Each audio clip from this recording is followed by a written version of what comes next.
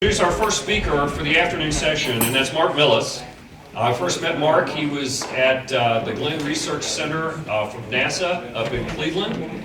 Marc managed a project some of you who've been in the field for a while may be remembering fondly, or maybe not so fondly, the Breakthrough Propulsion Physics project for NASA. Marc was responsible for that. He's now the co-founder of the Tau Zero Foundation, a sister organization to the Tennessee Valley Interstellar Workshop, dedicated toward getting us to the stars in the future. He's a physicist with a Bachelor of Science degree in physics from Georgia Tech and a master's degree in physics entrepreneurship from Case Western Reserve University. So with that, I'll turn it over to Marc and have him take us through his talk. Thank you, Marc. I thought I'd open up with just a little fun thing of some science fiction inspirations of what I mean by space drive. Not necessarily fast in light flight, but of being able to move a spacecraft without needing rockets or sails. Next slide. Hence the title. And this has actually been looked at. It ceased to be science fiction around the passage from the old century to this century. And we published this book in 2009, which is kind of a compilation of a whole bunch of various ideas, the relevant unfinished physics, and what you might do next. So this is a next step on that of realizing that the whole issue of inertial frames needs to be looked at. Next slide. Basically, when you look at, and go ahead and click to, trying to do timely flight beyond a hundredth of a light year, which is about 600 astronomical units, rockets are constrained by how much propellant you can bring and how fast you throw it out. And the sails are going to be limited by how much momentum can be delivered to them, whether it's by sun or whatever. And for approaches, the obvious one is continue to improve technology and, or go back to the physics from which next step technologies emerge and see if we can get something that's even better. And so I'm going to be concentrating on the notion of a space drive, which for lack of any better name means a spacecraft which can move itself without having to expel a reaction mass or need momentum beamed to it. Next slide. And if you want to get an idea of, well, how much benefit are we talking here? When you look at the rocket equation, or how much energy it takes to move a rocket, and for here, this is, n is the number of maneuvers, delta v is how much it maneuvers. You'll notice that the delta v is an exponent, and also the number of maneuvers is also an exponent. So if you want to stop, it's an exponential. But in the ideal case, if we're just talking kinetic energy, the delta v goes by the square, but multiple maneuvers is just linear. The question is, okay, what are you pushing against? Which gets us into the next part. And trying to figure out, well, what do you actually study? The philosophy is to contrast what do we already know, and with these idealistic kind of things, what would be the critical issues next? And more importantly, over here, what have we not figured out yet? And how does that overlap next with what we need to follow? And that's where you end up concentrating the attention. Next. Okay, very basically, the familiar thing, momentum conservation, go. You throw your rocket mass in one direction, the rocket moves in the other. Next. And that property of space-time where those conservation laws are defined is an inertial frame, and that's where this whole thing is defined. Next. And if you'll notice that this isn't just an intrinsic property of the mass, it's also a relation between the mass and the space and time. All those units are there. Next. And the idea of an inertial frame, it's so ubiquitous, it's easy to just take for granted and not really think of it as something itself that needs further investigation. And then also, once you have one inertial frame, you can have an infinite number of other inertial frames on it, each moving at constant velocity. Next. But when it comes to what don't we know yet, what causes an inertial frame to exist, and what other properties it might have is unknown. Is it a reaction with the surrounding mass of the universe, which goes back to something called Mach's principle, or is it an intrinsic property of space itself? Next one. Also something we've learned recently with people who are contemplating warp drives, wormholes, and even a 1963 version of propulsion based on frame dragging. The geometric space-time theories cannot actually handle momentum conservation. It's just not in the way that they're hardwired, so to speak. Next. And then mostly inertial frames are just kind of considered ad hoc as opposed to something to study itself. Next. Now, here's kind of an illustration of what we would like to happen. Next. Where we have some magical propulsion device that can push on the surrounding matter to push our spacecraft in the other, much like a rocket, only now you're using the surrounding matter. Next. Now let's extend this to, what if we could push on all the matter in the universe? What would that be like? Next. And so we turn on our thing here, the spacecraft moves in one direction. The universe was on the other. Oh, that's interesting. That was not part of the original answer. And the universe marches in the other. Now this already brings up a question of, well, which version of an inertial frame are we talking about? This picture as it is seems to imply that there would have to be some intrinsic property of space. If we're moving relative to the rest of the universe, that means it's some relative thing. And which of those is true is unknown. Next. Another question that we don't quite have a good answer to is, well, what is the effective density of spacetime? If you look at the total inferred mass from what can be seen, it's a fairly small number. If you do an analogy to Young's modulus from the stress energy curvature of spacetime, you get an enormous number. And the span of ignorance there is about 50 orders of magnitude, which is a pretty good indication that we don't know much. If you look at the quantum vacuum energy, depending upon whether you use the limit inferred from dark energy or take it up to the Planck limit, now you're talking in excess of 100 orders of magnitude of ignorance. So in short, there's a lot left to learn. Next slide. Okay, here's another way of looking at it. Now, how many of you are familiar with the soap boat where you put something floating in water and you put a drop of detergent behind it? Anyone ever done that? Okay, well that's the idea here too. Next. And when you put the detergent behind it,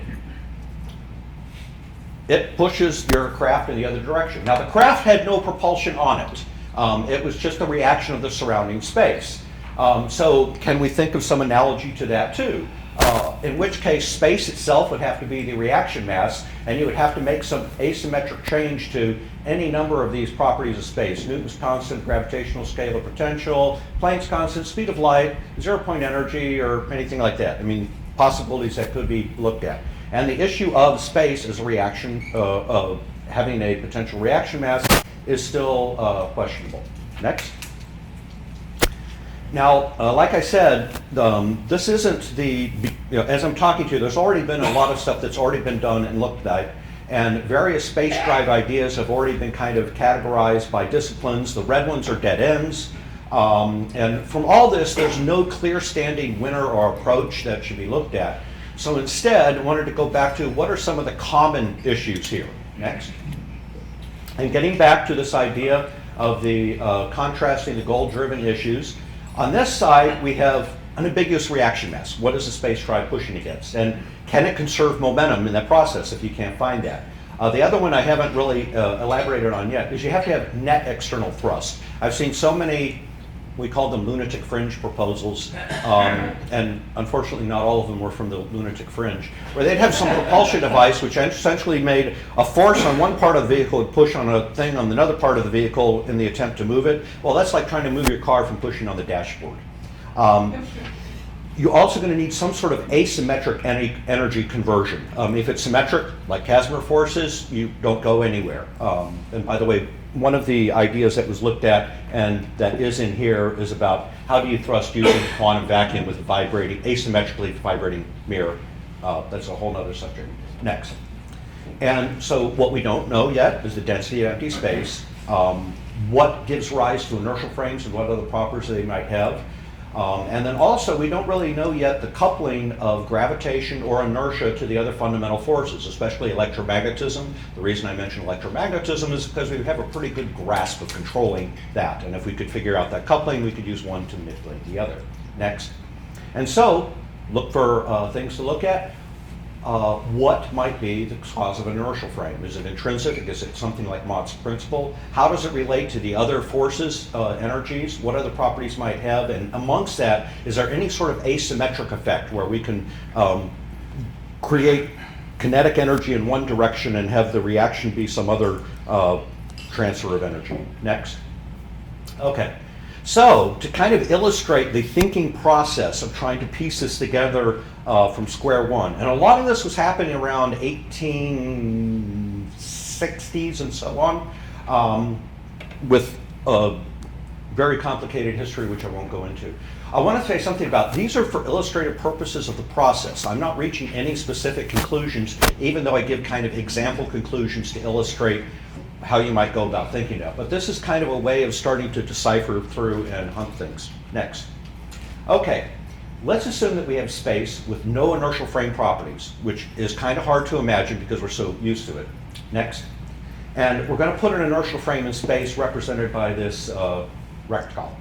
And now we're going to put a test mass in there. Next. And next. And we're going to remove them around. Now, oh, that wasn't supposed to happen that way. The way that was supposed to happen is that there was supposed to be no delay in that. Okay, so these animations are going to be kind of compromised in.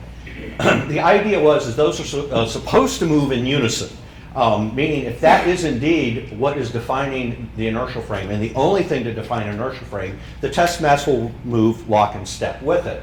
Another way that's easier to imagine that, if you imagine that fixed, and you have an arbitrary reference frame that's jerking around and moving all the things, and then you can kind of say, yeah, it should stay fixed.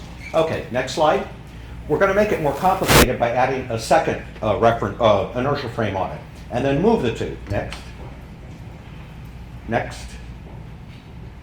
Okay, and then the question is, where is that mass? Okay, if only the yellow frame existed, it would stay right there. Or it would stay right with the yellow frame. If only the blue frame existed, next, it would stay right there. Next. And if they both contribute proportionally, it's going to be someplace in between. And so, okay, so how can you start pulling that together? Next slide. And this begins to get into where there are various ways of doing it. Whether you would consider this a linear superposition as possible or multiplicative or whatever, this starts to branch out in different ways of looking at the problem to hunt down solutions. Next. We can define that the composite inertial frame, the one that's made of the sum of the various frames that may or may not be moving to each other, becomes the composite inertial frame as defined by a test particle staying fixed relative to it, which leads to, next, there it is, kind of roughly analogous to the center of frame reference, where IF is the magnitude of what an inertial frame strength is. The center of an inertial frame is the sum of those. Next. And one thing that, when going down this path, the whole layer of what reference frames are using starts to get a little dodgy and you lose track. But in order to follow that representation, you have to assume that there is some non-physical arbitrary reference frame against which you start piecing this together, just as a bookkeeping tool to begin to explore these things, which itself has no inertial properties. Okay, so if we're talking about inertial frames having variable magnitude, what would that mean? Next. Let's assume that it has the effect that if you have a more intense, higher magnitude inertial frame, that a mass in there would have a higher inertia. Next. Okay, next. And that's consistent with what we did before. Next. Okay, let's see how all these animations move. Okay, click the button. If we have two frames there, and they are, okay, they're supposed to be simultaneous. The lesser magnitude frame, the velocity or the acceleration will be higher if the force is the same. Next. And just a quick little mathematical thing, if you're assuming that the inertial masses are different and the force is the same, hence the acceleration change. Next. Same thing for momentum. If both particles have the same momentum, and again, now beginning to define these things gets really hairy, because what are you defining the momentum relative to? And that's why the arbitrary reference frame, and that's why the issues of a variable strength of inertial frame comes into play. Next. And again, in the less intense inertial frame, the velocity will be higher than that one. Next. Now the question comes, what about for light propagation? Do the inertial frame strength have anything to do with the speed of light? Which goes back to some older ideas which will come up again. Next. Again, this is just how you determine that the velocity is higher in the less intense frame. Next. Okay, now the issue of a propagation delay, which is not going to work here because that one was supposed to be simultaneously where they move together. Next. Next.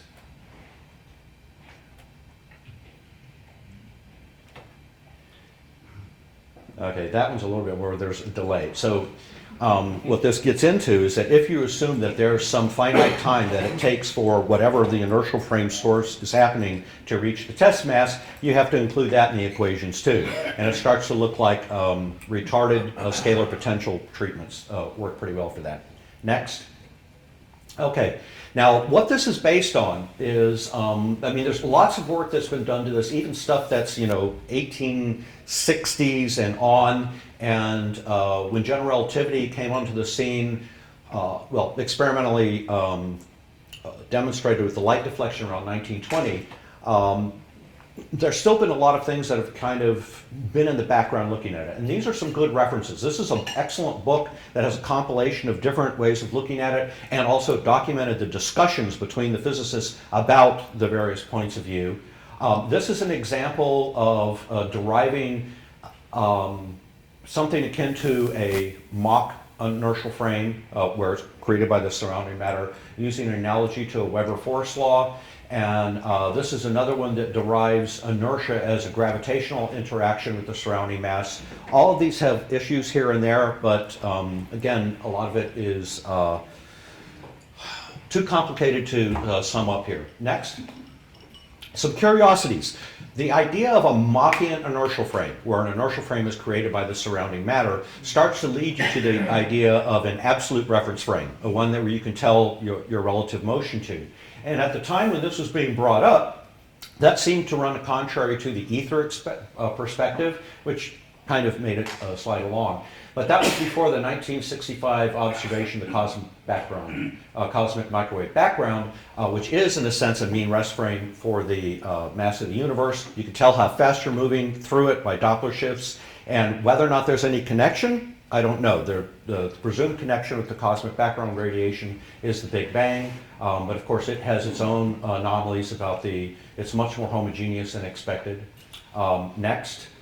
Just another thing that I found interesting is back when trying to estimate the density of space from the ether perspective and using analogies to speed of sound in media, they came up with a very high mass density. And again, things like this helped dismiss the ideas, but this was prior to the discovery of comparable energy densities for the quantum vacuum. Next. Okay, so we've done kind of inertia here. Now let's go visit electromagnetism because we want to kind of see how these cross over. We know that light bends near a gravitating body. Light redshifts as it's departing a gravitating body, and photons have momentum without mass. Next. What we don't know, and where there's still some contention, what is the momentum of a photon in a dielectric medium? Actually, there's two formalisms for this, an Abraham and a Minkowski, and one of the things that we discovered and explained in here is there have been propulsion ideas based on mixing those, in which case it looks like you get momentum out of apparently nothing. When you stick with one or the other formality, you don't get those paradoxes and those propulsion ideas go away. And explaining that was one of the things that we made sure we take care of. So that there is still doubt about, well, what is photon momentum in dielectric media is, again, more unknowns. Another question, is electromagnetic properties a function of inertia frames or gravitation, or is it the other way around? Is inertia or gravitation a function of electromagnetic properties? For example, there's been ideas out there about is inertia actually a quantum vacuum drag effect? And also, what's the speed of propagation for either gravitation or inertial frame effects, and how does that compare to light speed? In that book, and so far in everything that I've encountered, they assume that they're the same. Running through this exercise would be more useful to insert a different variable, see how they pan out, and see whether or not you get contradictions or that they have to be the same. Next. Now, there are two different ways about looking at well, at least two different ways of looking about light bending near the sun. The Einsteinian geometric spacetime one is that spacetime is warped, and this is a shorthand of what the prediction was. and how you start to go about it, even though the process to actually go from the equations to that is kind of lengthy and involved. Another one is assuming that space has a variable index of refraction, that light travels slower near a gravitating body than otherwise, and relating it to gravitational scalar potential.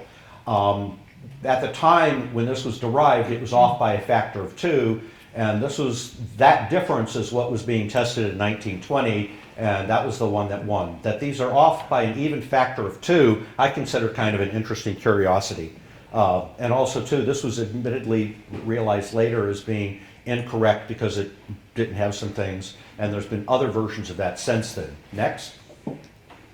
For those of you who wonder about light bending and gravitational gradient, 2 examples.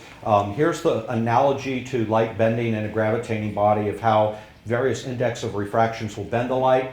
Here's another one. This is a sugar water bath where it's allowed to settle. So the density of the sugar water is higher here than it is here, and a laser going through that will bend. So the idea of light bending in a gradient that's known. Next. When you look into these things, this is obviously the geometric perspective about space-time is warped. And this one is a more Euclidean version, which then gets into choices about reference frames, much like the Mach's principles. But again, now with the cosmic background radiation, that it gives us a physical, natural, absolute reference frame. Maybe it's not so bad. Another way of looking at the contrast of these two, and here I'm just using the simple how much distance you cover depending upon how fast you go and how much time. In this case, the reference constant is the speed of light, and then as you introduce gravitational effects, both your distance and time have to distort, hence warping space-time. Whereas this one, you treat space itself as kind of being more rigid, in which case the speed of light and your perception of time are the things that have to distort. Next. And as far as some references on that, this is the one about the data of the 1920 things. Different ways of looking at this. This one is a I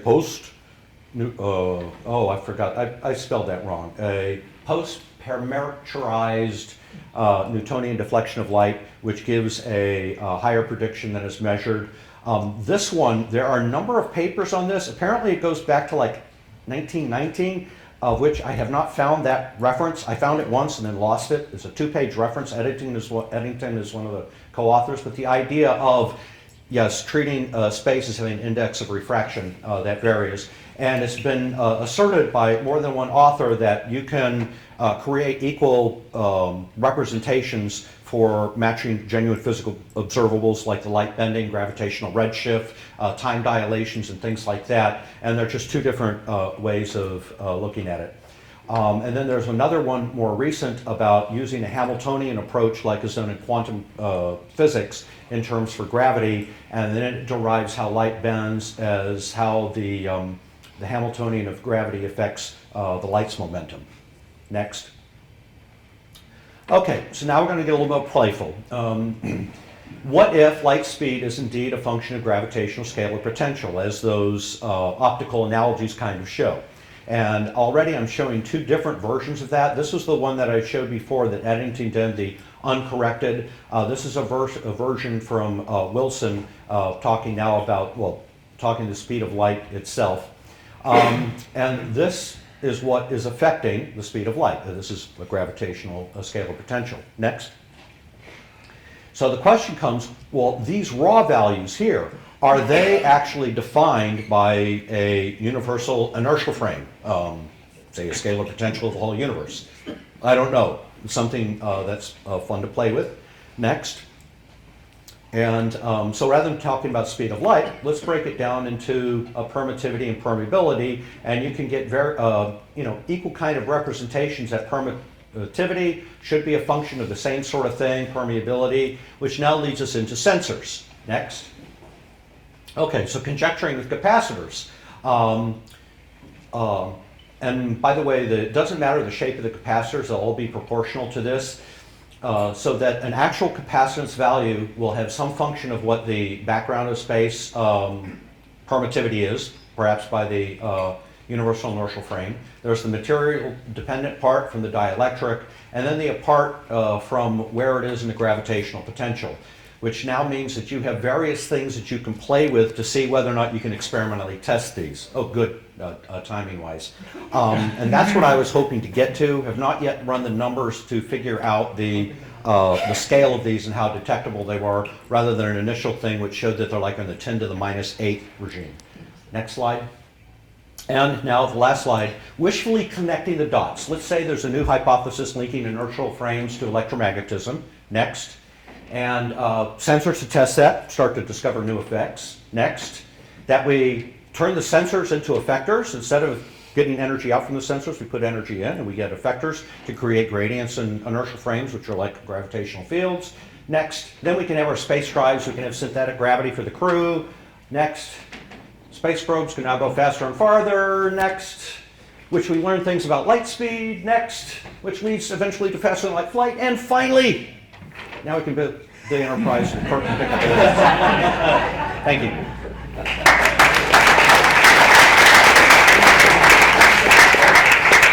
Okay, we probably have time for one question if someone has it, and we need to have we need to get the mic to you. Eric, you want to just come get it? I think there was a fallacy in step one. I'm not even a third of the way through that. Red button on the bottom. Thank you.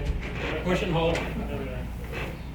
What experimental evidence is there that inertial frames have any kind of physical existence that's more than purely mental existences, as used as a chart in a manifold whose atlas diffeomorphisms are somehow kind of invariant preserving, which is what Ely Cartan developed in 1920 for his buddy Einstein. Yeah. I don't see anything in this talk that gives it a distinction that there's any physical reality of an inertial frame Okay, and the external universe.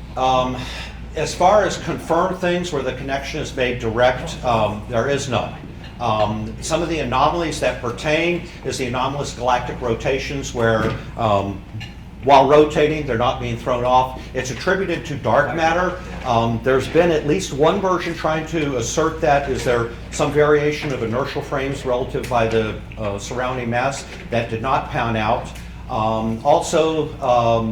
The redshifts that are led for the Hubble thing is another thing that has some potential overlay. Again, these perspectives haven't really been explored that much other than the optical analogy sort of thing, because there's not really interest in them. But from the space propulsion point of view, if you start asking those, it gives you a mental context to start asking those pictures and exploring something that so far hasn't really even been vetted. All right, thanks, Mark.